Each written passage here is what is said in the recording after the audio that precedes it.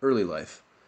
Andrew Carnegie was born November 25th, 1835, in Dunfermline, Fife, Scotland. However, it wasn't until the year 1848, at the age of 13, that he came to America with his family. They settled in a suburb of Pittsburgh, Pennsylvania, in a small town called Allegheny. It was here that he took a job at a cotton factory, bringing home only about $1.20 each week. However, he wasn't at this job very long. The following year, he took a job as a telegraph messenger. After this, a few years later, in 1853, he took a job at the Pennsylvania Railroad, where he worked as the assistant to the head telegrapher, Thomas Scott, who was also one of the railroad's top officials. It was through this experience that he learned the ins and outs of the industry and general business.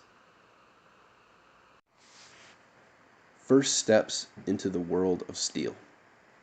It was during his time at the Pennsylvania Railroad that Andrew Carnegie began making investments into multiple other business interests. These things included ironworks, ships on the Great Lakes, railroads, and even oil wells.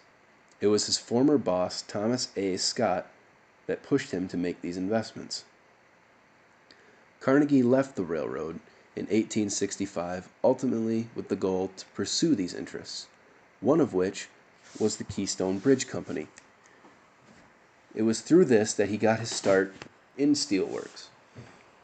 By his age 30, ultimately making Carnegie Steel Corporation into the largest steel manufacturing corporation on the globe at that present time. Philanthropy. Andrew Carnegie's philanthropic career began in the latter half of the 19th century, around the year 1870. He was best known for his quote-unquote gifts, which mostly consisted of free public library buildings. He felt that there should be free public libraries for two main reasons. The first being, he felt that every man had the right to better himself through knowledge at no expense. So therefore, free public libraries were the clear answer. The second, being an immigrant, he knew that when immigrants came to this country, they had little to no money. And how are they supposed to learn about a country's culture if they didn't have any money? Again, free libraries were the answer. In 1889, he wrote The Gospel of Wealth, for which he was widely praised for his views. Those essentially were, it was up to the rich to promote welfare and happiness of others. Philanthropy continued. After his retirement at the turn of the century, Carnegie sold his company to J.P. Morgan in 1901 for $480 million, which was unheard of at that time. At this point, Carnegie made his primary goal to distribute his fortune. He founded 2,509 libraries, 1,679 of which were in the United States. He spent $55 million of his wealth on libraries alone. He also purchased thousands of new organs for churches all over the world. Furthermore, Carnegie established multiple colleges, schools, and nonprofit organizations.